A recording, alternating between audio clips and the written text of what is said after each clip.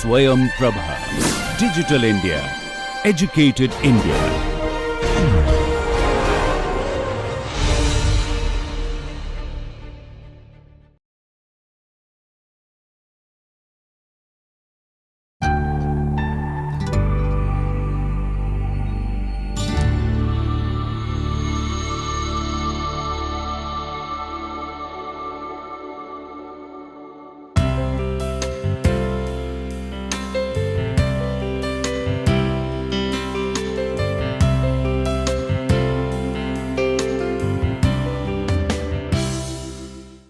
Hello student, I am Professor Smita Jha and I am here to discuss today how to read a novel, which is a very important part, reading English novel with an interdisciplinary approach, which is the broadest theme of this course. We all read novel, but I am talking specifically about the literature students. How and why we should read a novel, and very important, how to read a novel to take out meaning from the novel. Let us see what are the important factors. In his book Literature in Our Lives, award-winning teacher and author Richard Jacobs shows that reading, thinking about and writing or talking about English literature involves us all personally. Texts talk to us intimately and urgently inviting us to talk back. That is the thought process intervening in and changing our lives. One useful way to approach reading a novel or other work of fiction involves paying close attention to the individual techniques that tell the story. Even though you eventually might want to concentrate upon the novel's meaning or its effect upon you, those tasks become a lot easier if you know how the text works. Exactly. And as I said, specifically for the literary purpose, I'm talking about how to read novel. You select novel for research purposes. What is your angle to understand, to explain the novel? What is your perspective on the thematic analysis of the novel? Because there could be various angles. How you read, what is your approach, what is your thought process, that is the cognitive part, very, very important. Reading a novel randomly, well, is of no use. Even though you are reading a novel for entertainment, even in that case, you need some kind of interpretation. This method essentially considers the fictional text as a form of information technology, in which each of the techniques acts as a component. And the whole process is called thought process, that is the cognitive part. Another way of looking at this approach to reading and studying the novel is to think of it as reading from the author's point of view. Yes, very important. Because author has written the text, and what is the perspective? Since you as reader are always implicitly asking, if I were telling this story, why would I make this particular move or employ this particular technique at this place in the story? Very true. This is the outcome of a critical mind, criticality of your thought, that if you were the author, this depends, entirely how you read, how you go through. Reading novels open onto the world of creative imagination. And I like this very much, creative imagination. Creative imagination means your critical thinking, your own exploration. Not only does it develop skills that are essential for today's global environment. But it also inspires change and innovation. Here are some important points to talk about before deciding to read a novel. Historical context, that is the background of the novel. At some point, too much historical context will add an extra narrative that confuses students or readers who might already struggle to understand a complex story. But with writers like Shakespeare or Jane Austen, it is important to remind students or reader of some basics about how monarchies work on women's rights. With Austen, students or readers want to judge females without considering that they couldn't work, go to school, vote, or even be taken seriously in conversation by males. The second important style is narrative style, or the factors you need to consider. The narrative mode of the story should be introduced more than anything else. Yes, who is telling the story? Who is the main narrator? The tone, the style, the sequence, all involved in narrative style. So this is very, very important aspect to consider while going through a novel. Many novels contain complex narrative techniques like limited omniscient narrator, flashbacks, letters, dreams, or the stream of consciousness, that is also psychological aspect. Next is voice or narration or narrative style, interchangeable. But voice is very important. There are several novels like Moby Dick by Herman Melville. Ismail is the narrator, unseen narrator, but all the pages he is very much there. So voice, what is? The narrator and her is language like? What's the tone like? Ironic, comic, witty, angry, controlled, understated, sermonizing, biblical, parliamentary, or a mixture. Voice comprises all such factors while deciding the tone, the narrative style. Well, plot, another very important aspect. Plot outline or character tree.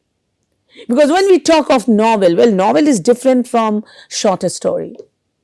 Short story can be defined as moment to a monument, while novel is a universal phenomenon dealing with universal theme, number of characters, a very well-woven plot. Many novels have characters with long names or large families. Minor characters can also be hard to keep track of. So students often need a one-page reference sheet so they don't feel the need to look for online resources. You see the plot of E.M. Foster's novel, Howard's End, the family tradition, the title. Even in Emily Bronte's only one novel, Wuthering Heights, even the house name, that is very important and create plot. Like a great movie that you watch more than once. A great novel requires many reading. And this is my judgment, this is my suggestion. I always request my scholars that one reading is not enough. At least you read thrice to get the concrete meaning. This is why it is advised to read the text out loud also. This is another useful way to read out loud. It gives students a second chance to make sense of everything, because the full truth involves understanding multiple perspectives. A story that depicts reality will never be simple. A visible shift in thinking should be evident, as the world is decontextualized through the ideas and content read and discussed, and the ways authors craft and record these ideas. Students should be better positioned to understand other things heard, read, or viewed. As a result, point of view, yet another important aspect. A related but different question: who is perceiving or focalizing the action? Point of view or focalization. Where your focus is while moving the pages of a novel. Speech and thought, how are they represented? Directly or indirectly? Free or not? And for that, I would advise you to see Geoffrey Leach and Michael Short Style in Fiction. Does it change? And you will get good idea that what is the direction of speech and thought, sometimes soliloquy, sometimes monologue. And that can be explained well, if you consult this book. Language, of course, the backbone of any novel. Everything comes through language. So there are lots of things to think about here. Choice of vocabulary, dialect, syntax, tone, rhythm, repetition, figurative language, and alike. Language changes, often dramatically and surprisingly.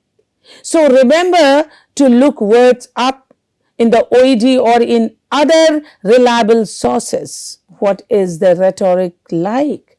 And I have given a lecture on rhetoric theory in connection with this reading of English novel. Rhetoric, the art of speech and the role of figurative, terms. Narratives only exist in time and are structured by it. So ask, how time and temporality feature? Look at tenses, tempo, uses of repetition, sequence, and order of narration, etc. Paratextual material and forms of framing, use of titles, footnotes, divisions, alike. Scenes of narration, performance, or writing are often very revealing. And these aspects, small things, help you to explore the very texture of the novel. You need to analyze all such things. Further, allusions, references, or intertextuality are often a royal road to interpretive insight. Literary students would be lost without good dictionaries and reliable encyclopedias. So I would advise to use them. Dialogue. What kinds of dialogue? Who speaks to whom, and when and how? Look at the relation of the oral to the written in the story, and the said to the unsaid. The reader, that is another important aspect. How is the reader constituted? Is there an implied reader to the story? Is the reader addressed directly? First person narrative, second person narrative, third person narrative, and yes, the implied reader. That is very important aspect, and it is the reader's, critical thinking that can analyze it. Gender and the body questions. Always good ones to ask of the narrator, characters, and implied readers. Mystery, suspense, peripecia, enagnosis, ways of thinking about the process of the story. For the two latter terms, C. Aristotle's Poetic. In the Norton Anthology of the Theory and Criticism, which the two letter terms, that is peripatia and anagnosis, well, they are fundamental terms in any analysis of narrative form. Beginnings, endings, climatic moments all need a special attention. If we talk of characterization, we may ask who is important and why. The protagonist, antagonist. Who is marginalized or subordinated? What kind or kind of characters are we offered? How do narrators characterize their characters? How do they characterize themselves? Naming, gender, race, and class questions are important here. Is there any sort of system or patterning to the characterization through doubling or parallelism, for example? A space, place, background. Rarely simple background and objects and things not necessarily the same, sometimes as important as the people. That is why when you go through a novel first time, the first reading can give you some idea of the very texture of the novel. And better you keep a pen and a paper and you write. Which aspect I'm talking, just now, which one is the most prominent, while going through the pages. Maybe the second reading, you will get much clearer, idea, and third, very clear idea. Place and organization in the text, very important. And Shakespeare was criticized due to the place also. How do the chapter or other divisions, for example, the fact of serial publication, affect our reading experience and affect what are the affective dimensions and force of the novel like? How and in what way does it want to move you? Does it succeed? Well, I am posing all these questions to you because when you read a novel, don't be a passive reader. Be an active reader. And the more queries you have, the inquisitive quality, the more exploration is possible while dealing with the novel. Laughter, satire, irony, wit, these are all, rhetorical part. Don't forget that novelists are often comedians. But what kind of comedy? It's structuring, not just through plot, but also through contrast, comparison, parallelism, and repetition of characters, plots, lexical items, grammatical structures alike are vital to fiction. That is why I said you keep pen and paper, write all these things. And also, what do you want to look into them? But then, don't read a novel with preconceived notion. A free reading will help you and then you decide, the most prominent one and your point of view. When looking at novels with illustrations or images, remember that it is a punctual art. What moment does the artist choose to illustrate and why? Yes, the biography of the author, the life, history of the author, the situational episode can be a factor to decide the tempo of the novel.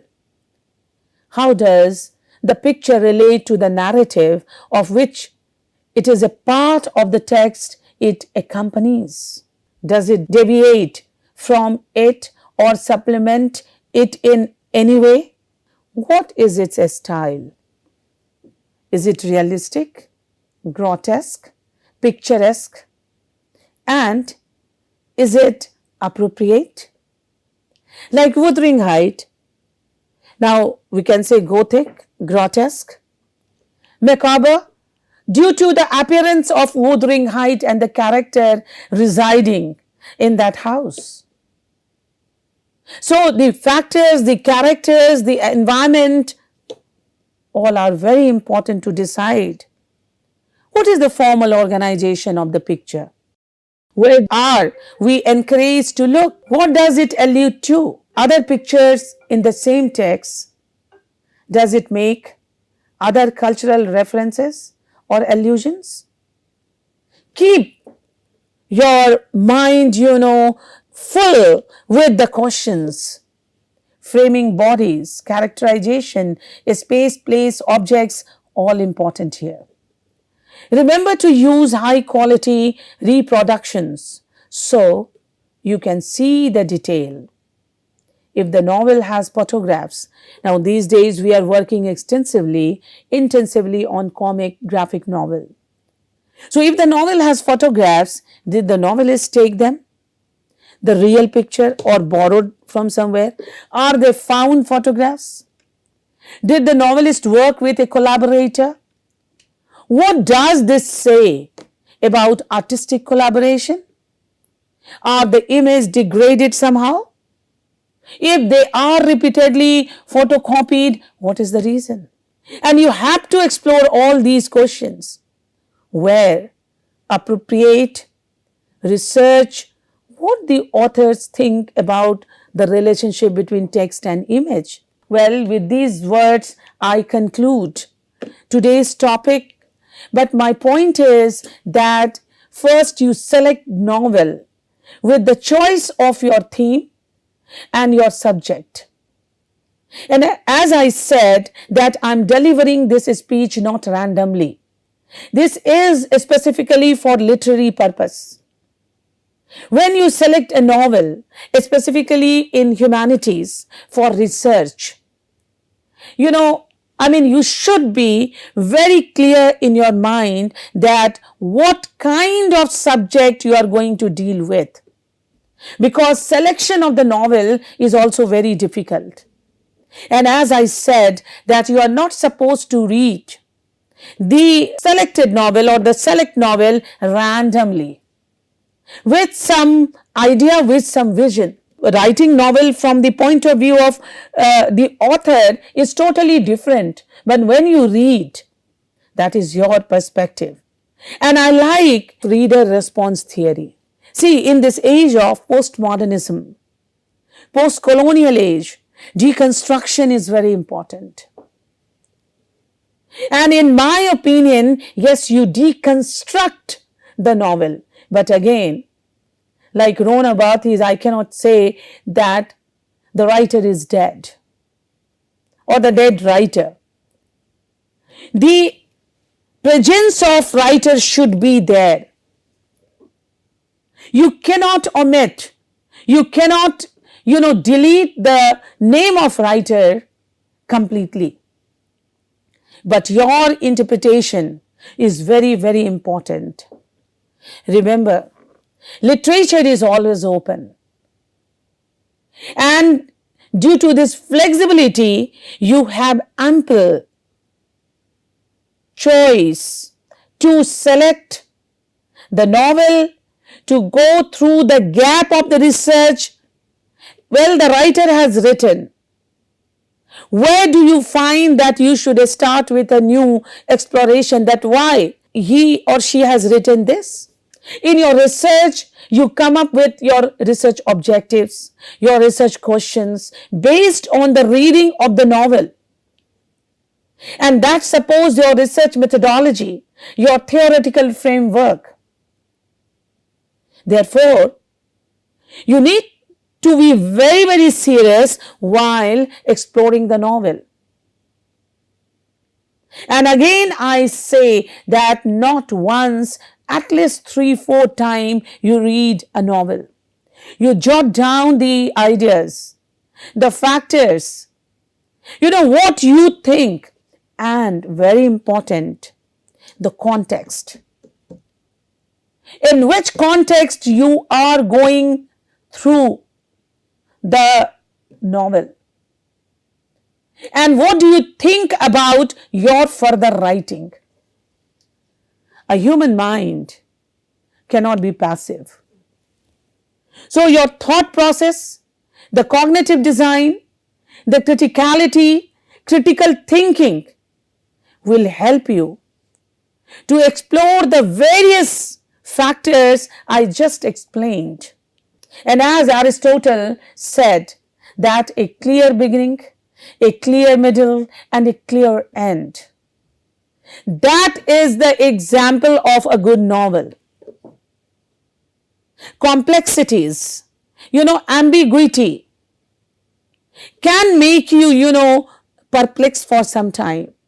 But then, like a writer, like an author, a reader has this freedom to choose his or her own vision, interpretation, and explanation.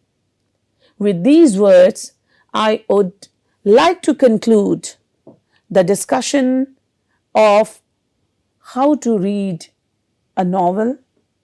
Kindly note down all the point, read it, and you see that you will come up with a solid theme of your own choice. Thank you very much. Let us meet in the next lecture.